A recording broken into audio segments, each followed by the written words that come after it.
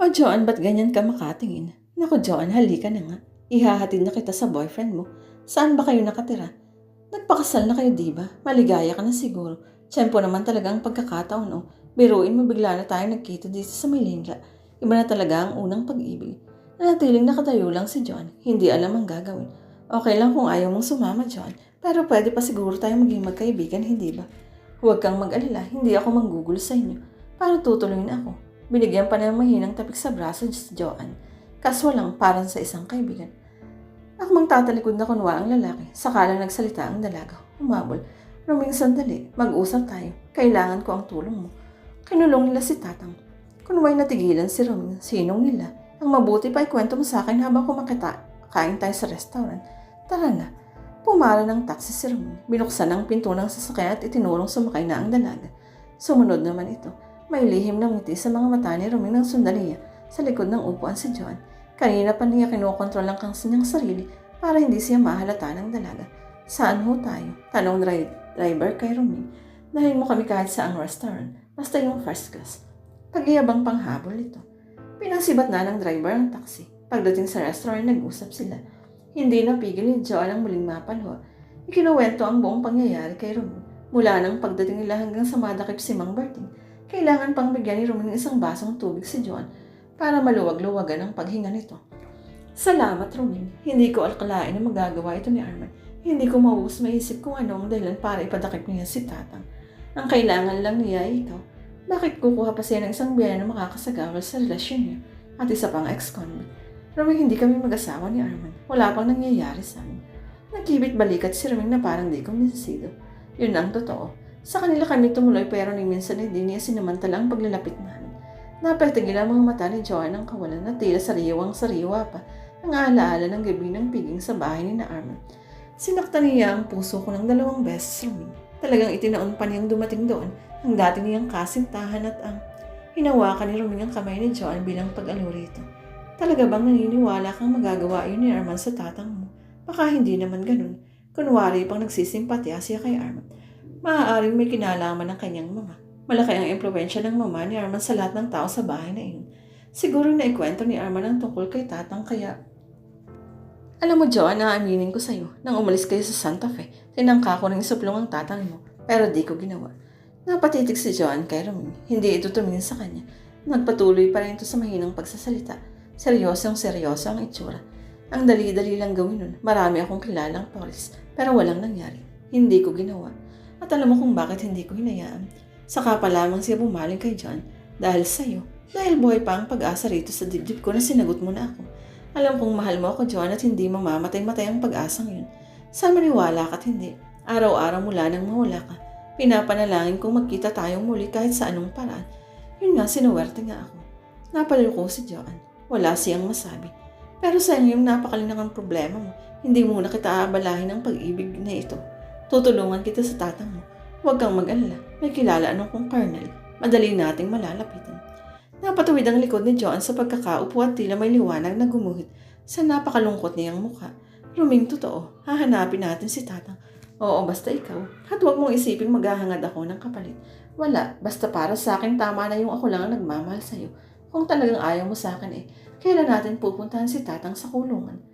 Napatang saglit si Ruming na palapit ang mukha ni Joan sa kanya. Sinagot niya itong nakatitig maigi sa manipis nitong mga labi sa lalong madaling panahon, Joan. Unti-unti pang nanghina muli ang balikat ni Joan.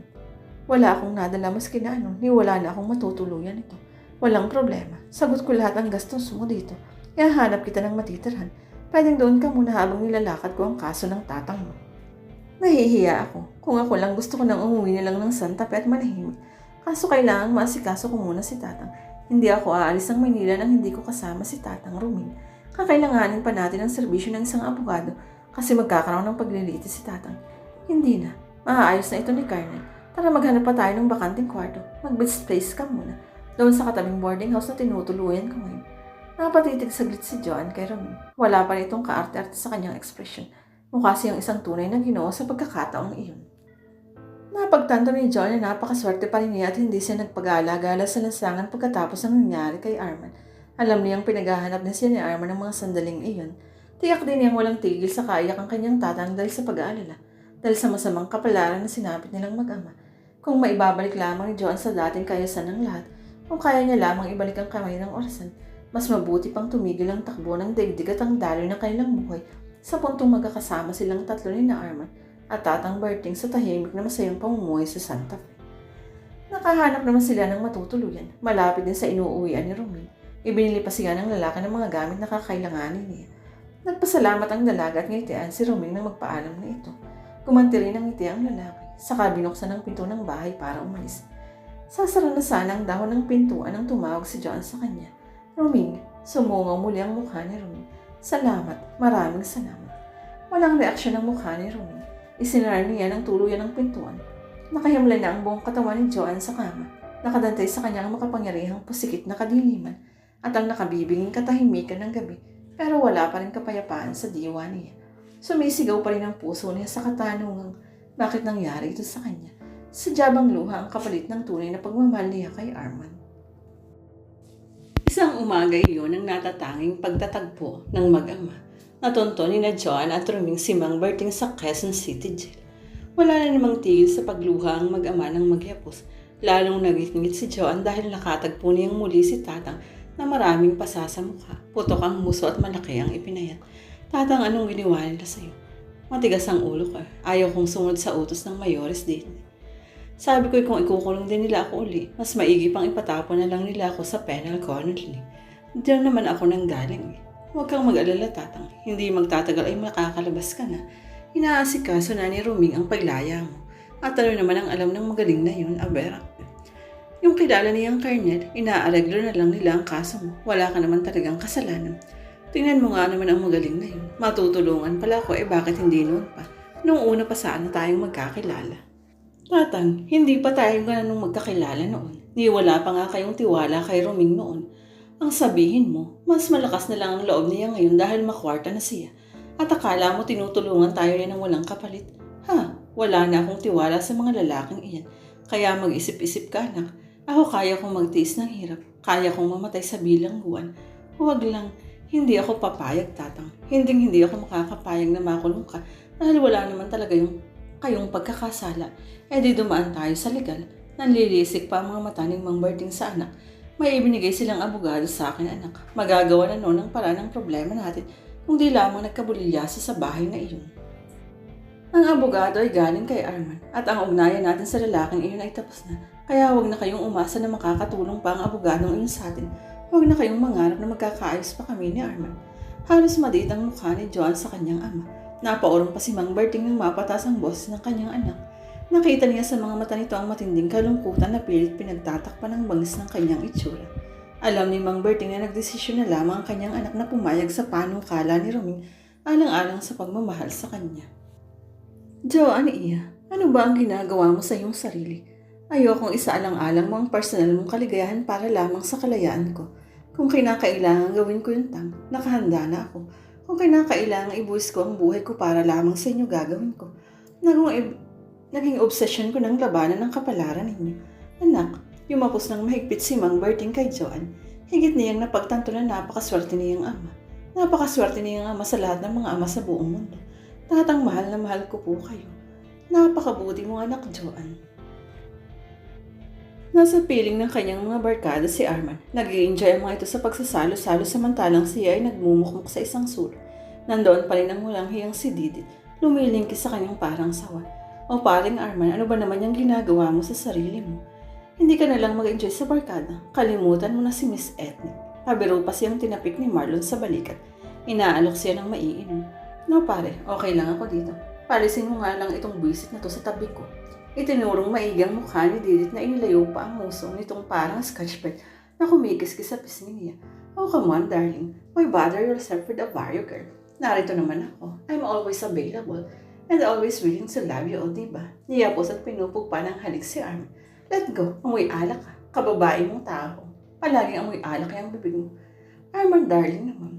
Marlon, pare, kunin mo na ito kundi sasamain na ito sa akin. Kinabig na ni Marlon sa isang bisig si Didit. Hey Did, come on, you're drunk again. Ipahahatid na kita sa driver ko. Bitiwan mo ako. Ngayon pa ba ako hihiwalay kay Arman kung kailan wala ng problema? Ikaw nga ang problema niya kaya layuan mo muna siya. Ayoko nga. Iwan mo na lang kami dito. Kapag inuman kayo lang dyan, ang kulit mo. Halika na nga. Nagtitili si Didit ng kaladkalinsiyan ni Marlon palayo kay Arman at palabas ng bahay. Nagtawanan ang magbabarkada. Wala pa ring reaksyon si Arman. Nagmumukmuk pa rin siya sa isang tabi. Matapos i-dispatcha ni Marlon si Didit ay nagbalik siya sa tabi ni Arman. This time ay hindi na niya inalok pa ito ng maiinom kundi ay ibinigay niya ang pandinig at simpatya bilang isang kaibigan. Sige pare, gusto mong pag-usapan natin siya. Wala na tayong pag-uusapan pare. Nakabalik na sila sa Santa Fe. Ano? Sinong sila? Sinong kasama ni Joan na umuwi roon? Yung tatang niya at yung napangasawa niya, si Roming. Ha, paano nangyari? Sabi ko sa'yo makakalimutan kayo ng babaeng yun. Ang tutik wala pang 3 buwan ay bigla na siyang nag-asawa. Natahimik si Arman. Teka pare, paano mo naman na siguro nag-asawa na nga yung tao? Pinaaasikaso ko nga sana kay Atty. Meneses yung kaso ng tatang niya. Kaya lang nabalitaan nga nilang naarelyo na raw sa pulisya. Si Redentor naman ang nagbanggit sa akin na nakita niyang inakbayan pa raw ni Rominga. Si Joan ang sila ay pauwi na. Sinundan sila ni Redentor hanggang Santa Fe. Naabutan na yung may handaan daw sa dating tinitirhan ni na Joan. Mayaman na raw yung Rominga at pinagpagawa pa ng bagong bahay ng mag-ama. Ganun lang, nasa ng ebidensyang mag-anak, asawa na si Joan. Noon daw handa na tinawag ni Rominga ang atensyon ng lahat ng mga bisita at buong tapang niya ipinagmalaki sa lahat na asawa na niya si Joan. Ito pa ang mga litrato na kuha ni Redentor sa Santa Fe. Itinago na niya at baka makita ng mama. Sabihin ay nagbubulakbol siya sa trabaho. Kinuha ni Marlon ang tratong iniabot sa kanya ni Arman galing sa bulsa nito. Nasa gitna nga ng mahabang mesa si na Roming at Joan. Nakabarong Tagalog pa man din si Roming at si Joan ay nakaputing-puting bestida.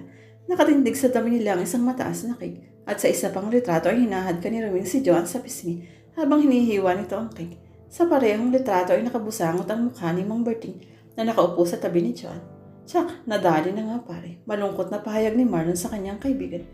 Ewan ko nga ba Marlon, sa lahat naman ng babaeng duman sa buhay ko, siyang hindi ko malimut-limutan. Siguro ay dahil sa malaking utang na loob mo sa kanya, sabi ni Marlon sabay abot ng mga litrato pabalik kay Arman. Siguro, pero hindi eh. Mas tama pang sabihin na mas memorable kasi ang nangyari sa amin. Tumitig sa kawalan ng mga mata ni Arman na tila naghahagilap ng pag-asa. Mas malinis, mas tapat ang damdamin namin sa isa't isa.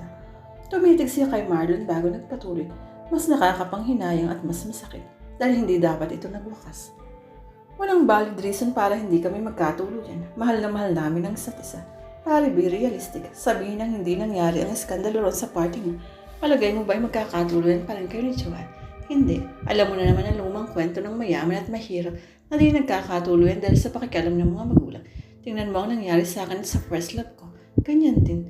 Sa katagal-tagalan, wala ka rin magiging choice kundi ang hayaan nilang makalimutan ang magandang pakiramdam, ang memorable experience mo. Ganun lang naman ang takbo ng buhay ng tao. Hindi totoong laughter is the best medicine. It's conform and suffering. Pag nagawa mo yun, saka ka palang makakatawa. Mukhang napakarami mo nang naranasan sa buhay mo pare. Ngayon pa lamang napangiti si Arman sa kanyang kaibigan. Alam mo pare, the more painful things become, the more we get better. Life is not a basketball of roses. Life is a bag of tricks. We have to learn the game and live with it. Pagdating sa pag-ibig, pagdating sa suliranin ng puso, wala tayong magagawa kundi ang umasa na magiging tapat sa atin ang mahal natin. Kung ano man ang consequences, panindigan natin na kaya nating overcome yun. Ganun naman ang nangyari sa akin pare. Takot ako kay Joan. Honestly, kaya lang maraming taong nakikialam. Ganun na nga yun. Maraming sabit kaya magulo. Iyan naman talagang kadalasang ikinakasama ng isang magandang pagsasama, hindi ba? Natahimik si Arman. O ano pare? Agaw bati ni Marlon sa pagkabalisan. Ano, di ganun na nga, gaya ng sinabi mo. Live and let live. Sana matutunan ko na nga siyang kalimutan. Dapat, dahil may asawa na siya. Nagkibit balikat si Arman at ngumiti kay Marlon. Sa kalooban niya ay masakit pa yung tanggapin ang pagkatalo niya kay Roming sa puso ni Joan. Masakit.